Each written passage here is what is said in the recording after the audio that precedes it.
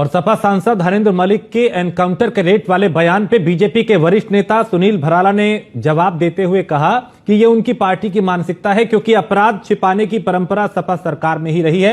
जब से योगी आदित्यनाथ मुख्यमंत्री बने हैं तब से न केवल अपराध में कमी आई बल्कि अपराधियों के एनकाउंटर भी लगातार जारी हैं। उन्होंने मायावती के ब्राह्मण कार्ड खेलने पर कहा कि ब्राह्मण बहन जी की बपोती नहीं है, ब्राह्मण सरकार बनाते भी हैं और सरकार गिराते भी हैं, लेकिन जिस पार्टी में उनका अपमान हो वहां वो नहीं जाएंगे। सुनील भराला से बात की हमारे सहयोगी आशीष चतुर्वेदी ने। हमारे साथ हैं बीजेपी नेता सुनील भराला जी। सुनील जी, सपा सांसद हरेंद्र मलिक ने एक बड़ा सवाल उठाया है कि थानों पे एनकाउंटर के रेट हैं एनकाउंटर के, क्या कहना है आपका हरेंद्र मलिक के? देखिए, मैं हरेंद्र मलिक जी के बयान को जो है उसमें सहमत नहीं हूँ। ये उत्तर प्रदेश में, क्योंकि वो जिस पार्टी से आते हैं हरेंद्र मलिक जी, वो समाजवादी पार्टी से आते हैं। समाजवादी पार्टी की मानसिकता इस प्रकार की रही थी क्योंकि थानों में जो एक अपराध का ग्राफ था और जो अपराध होते थे, अपराधों को छुपाया जाता था, तो वो उसी मानसिकता से अभी त्रस्त है।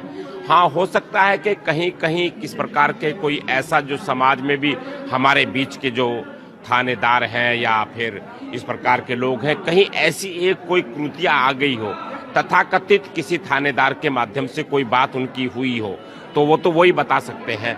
लेकिन मैं निश्चित रूप से कहना चाहूंगा कि उत्तर प्रदेश में जब से हमारे मुख्यमंत्री श्री योगी आदित्यनाथ जी ने कमांड संभाली है, उत्तर प्रदेश में अपराधियों के एनकाउंटर हुए हैं। बसपा सुप्रीमो मायावती ने कल ये कहा है कि ब्राह्मणों को अब किसी के लिट्टी चोखे की जरूरत नहीं है। बसपा ने हमेशा सम्मान किया है ब्राह्मणों का और आगे भी सम्मान करेगी। देखिए, ब्राह्मण जो है वो कभी भी इस प्रदेश और देश में अगर आप देखेंगे, वो बहन मायावती जी की कोई बपोती नहीं है और वो उनसे ज्ञान लेने की भी उचित नहीं समझता है कि वो लिट्टी चोखा खाने वाले हैं या नहीं खाने वाले हैं।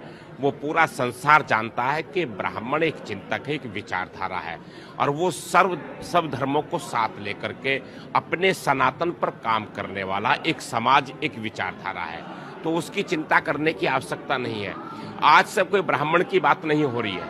जब से ये सृष्टि बनी है, जब से सृष्टि का कल्याण हुआ है, तब से ही ब्राह्मण एक अपने आप में एक विचारधारा रही है। वो विचारधारा रहेगी। एक आखिरी सवाल, राहुल गांधी अयोध्या जा रहे हैं, तो पहले भी अयोध्या गए थे जब राम मंदिर नहीं गए, केवल हनुमानगढ़ी तक हनुमान के दर्शन करके हनुमान जी के चले गए। अब वो जा रहे हैं अयोध्या राम मंदिर, जिसका विरोध भी हो रहा है कि वो हिंदू नहीं है, उनको नहीं जाना चाहिए। क्या कहना है आप? देखिए, मैं श्री राहुल गांधी जी की विचारधारा पर कोई प्रश्न नहीं उठाऊंगा।